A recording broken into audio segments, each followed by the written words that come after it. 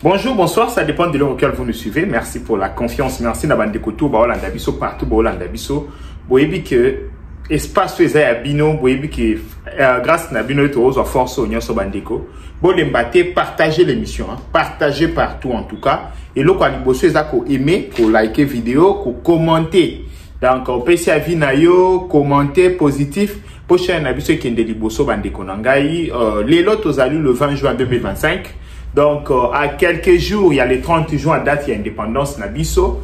En tout cas, mais avant tout, Banda Bandeko n'a profité, n'a souhaité joyeux anniversaire à ma petite sœur chérie Augustine.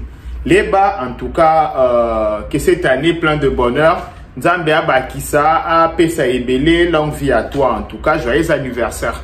Na profiter penape ça peut merci na bandeko balanda biso à tout moment. Na ba vie nyonso bozali na ba pays tout bozali Angola, Afrique du Sud, Nigeria, ba pays tout ya Europe, partout bozali. Merci mingi na bino mais particulièrement de na sabino qui n'a choisir quelques noms. De quoi liboso Paolo Ngonga à partir ya Luanda donc Botenayo bandeko ndeko Xavier Vanza ndeko Anastas Mbuyi na hôpital na biso ya Kitoko clinique courant action humanitaire en tout cas mbote na yo ndeko Boniface Panou mbote na bandeko nyonso o baolanda biso bo continuer ko aimer ko liker ko commenter na obanda ko remercier boye 5 noms 6 noms par jour et au sala biso très bien bandeko lelo tozali le 20 juin 2025 20 juin 2025 makamboza est belé à solo là mais boyebi que à un certain moment front ezaki gelé front au moment où eza gelé na beti machine mo boy na mon afandia na on sa ba calcul pour na bisa bino na bimo mboyele kana kino to ana moi avantage moko stratégique ezanini parce que déjà to viva yango na do so bo comprendre to za dana expérience ya ndeba Rwandais ba envahissa biso to za déjà na expérience ya comportement ba Rwandais to koma siko kakako scripté ka kotala ba Rwandais ba sali boy to sala boy pour na rencontrer bango bandiko.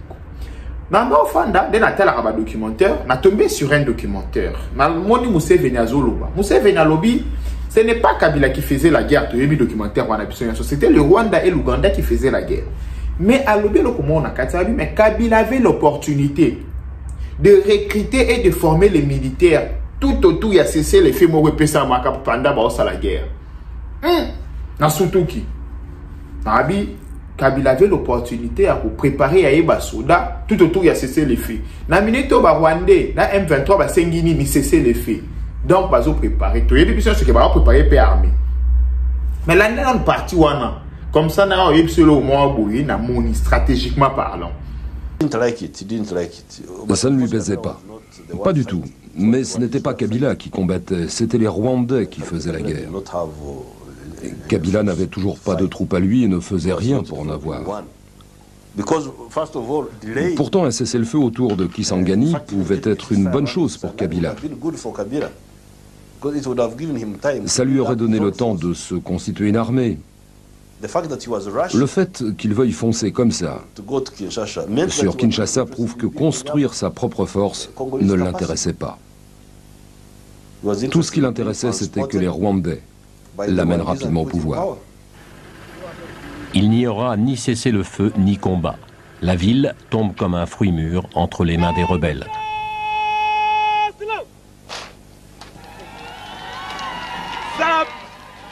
La chute de Kisangani est un tournant décisif dans la guerre.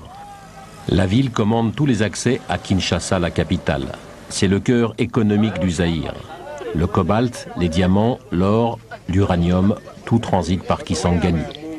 Celui qui tient la ville tient l'argent, donc le pouvoir. Bandekolandi parti Landi Museveni, donc actuel président de Ouganda. Museveni a lobby Kabila nda obundata, batu banda obunda biso yeyo. Rwanda mutobanda ko bunda. Kwana Kabila papa na mwana na epe na kati ya koli. Abi biso batu banda obunda. Mais Kabila, il fallait qu'il profite tout autour, il a cessé les faits pour ne pas former à des soldats. Na minute où on a cessé les faits. Kabila ya mwana tango akei na Rwanda place à liboso nini bamemaki bamemie na kaya Rumagabu na kaya Rumagabu eza place baza ko former ba soldats asali stratégie Museveni to asali stratégie Museveni te gouvernement congolais en question na otuna bino donc ba ça la stratégie Museveni do c'est là Rwanda va retirer ses militaires le Rwanda va retirer tous ses militaires tous ses troupes au CP na bato goma ba au CP là mais Kabila a aussi la stratégie Museveni te ya qui a profité na cesser le feu pour former ya soldats. Bas on a quelques Rwandais baba qui sana kati babi misela biso biso batuke tala parce que rapport moko bandiko.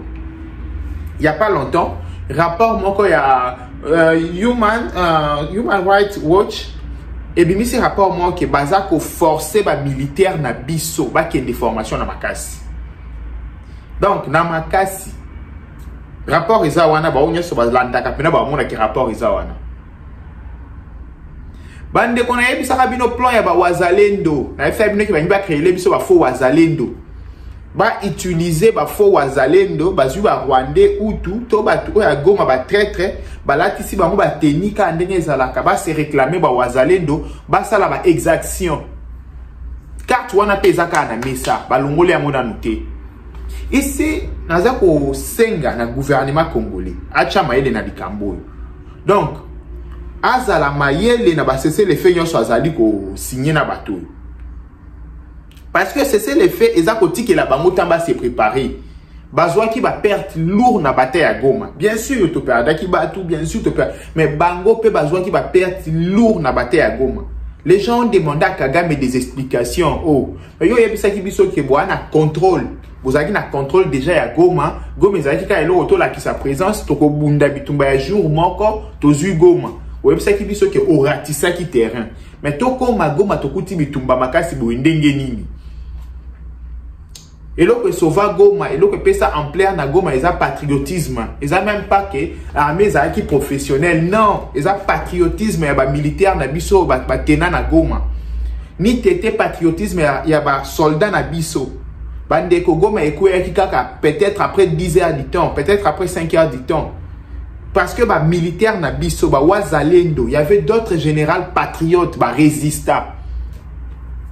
Bandeko, il y avait d'autres hauts gradés patriotes. Naebi ke résistants comment parce que nazana batu oyo bakendaka kotiki la bango bakisi na bakan ya Sadek, ya Samidi RC.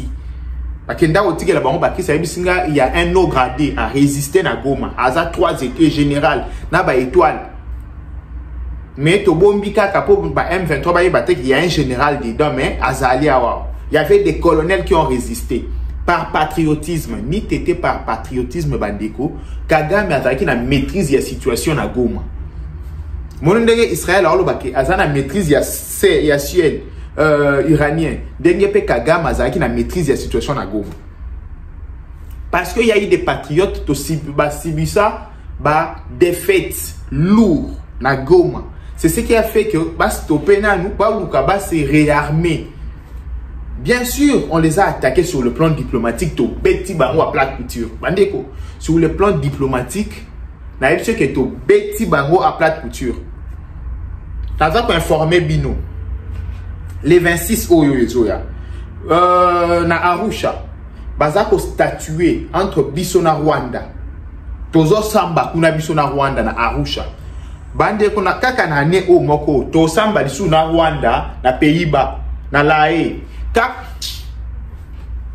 bande kaka na ne oyo to samba na Rwanda partout mukwage pa lingi kotika te alingi ba créer cours spécial pour na makambo ya Congo et Félix Tshisekedi ako s'investir na makambo wana ba ko créer yango bande ko boyebi korta korta ba o ba beta abali ba yebi so ba bengi korta korta bo abona mutu donc c'est comme ça parce que to komara na niveau mo aboye ba faire croire biso que Congo via congolais contenter na miso bato un Congolais azaka un abruti un boire non tokomozonga la pena place na biso tokomozonga pena place tozalaka wana des places tokomozonga mais biso pe ba Congolais tozala sko discrété parce que il y a un moment ya frère il faut que du Seigneur lingaka alobaka ça a toujours été pendant la fête que les enfants de Dieu sont tués.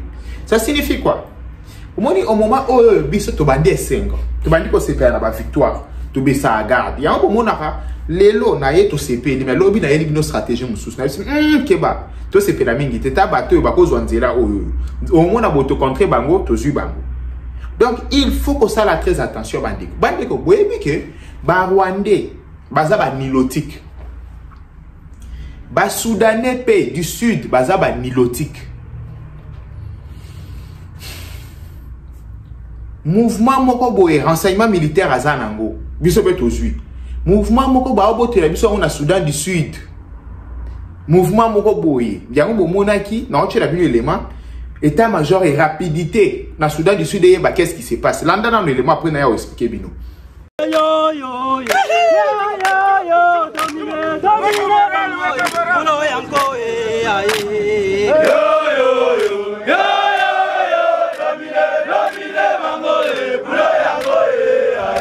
galvaniser les troupes afin de leur permettre de bien accomplir leur mission, surtout celle de la défense de l'intégrité du territoire national. C'est dans cet objectif que le commandant secteur opérationnel Ituri a tenu une causerie morale à l'intention de militaires FARDC déployés à Kengezi-Base, à la frontière entre la RDC et les Soudans du Sud. Le patriotisme et la discipline, deux maîtres mots du général-major Bruno Mandevou à ses compagnons d'armes.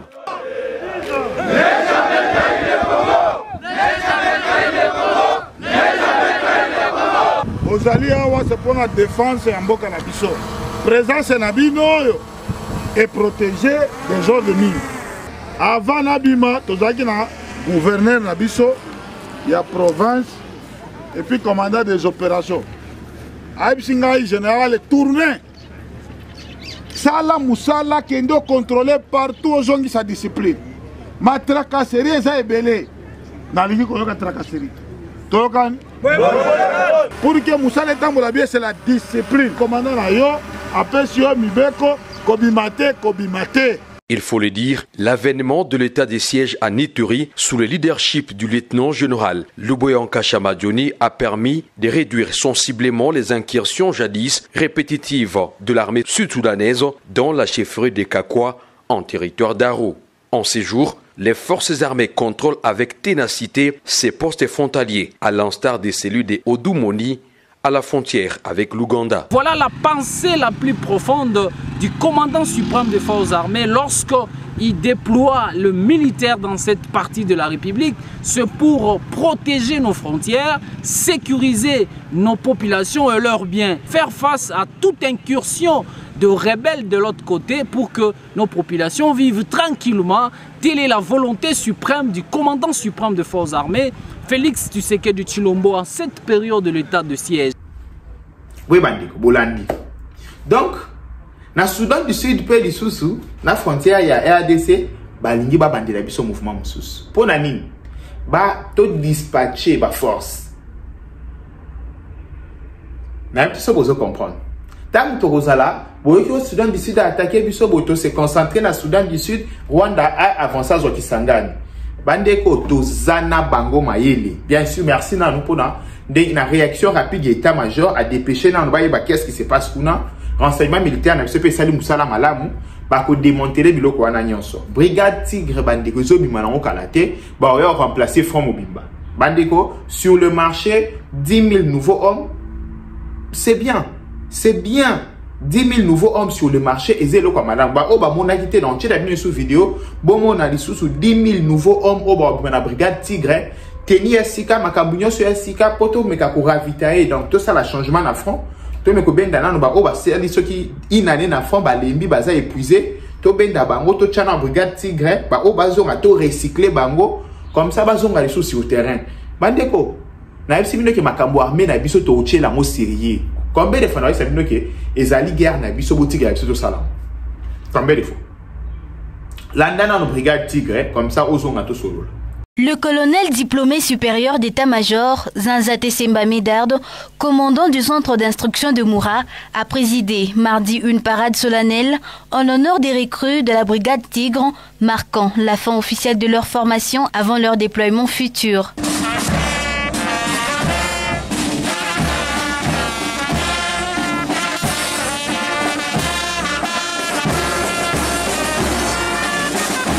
Au cours de cette cérémonie empreinte de discipline et de ferveur militaire, le colonel a procédé à la remise des nouvelles tenues aux recrues, les félicitant pour leur endurance exemplaire, leur sens de l'écoute et leur engagement. 13 heures debout sans relâche, c'est la marque des vrais soldats, a-t-il déclaré, saluant la détermination affichée tout au long de leur parcours.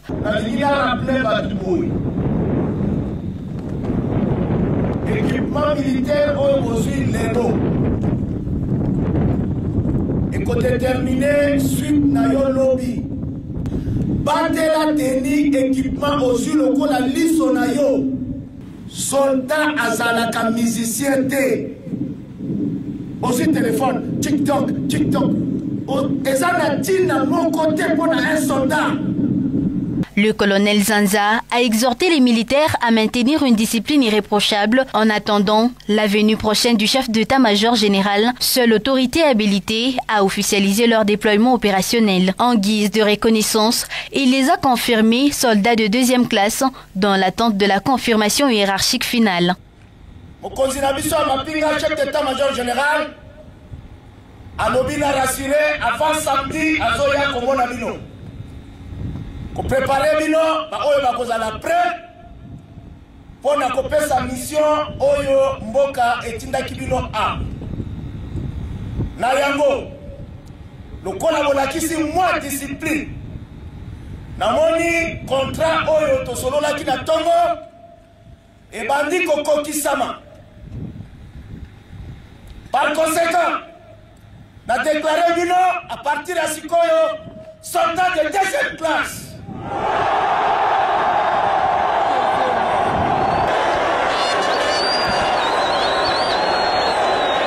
Soldat, il y a 2e place à cause de distinguer l'Ibanda, Kolak, Etamoli, Kofanda, respect et consigne.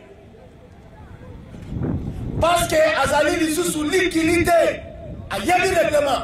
Est-ce que tu as eu?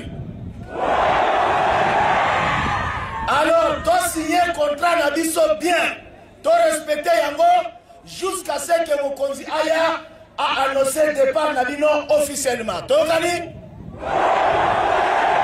batela équipement oyo la pesio lokola liso. Oyo na kokuta yidi équipement mumina na ye ndako na ye ezali prison. La parade s'est clôturée dans une ambiance de liesse marquée par des chants militaires, des danses et une démonstration de cohésion de groupe, soulignant le moral élevé des troupes.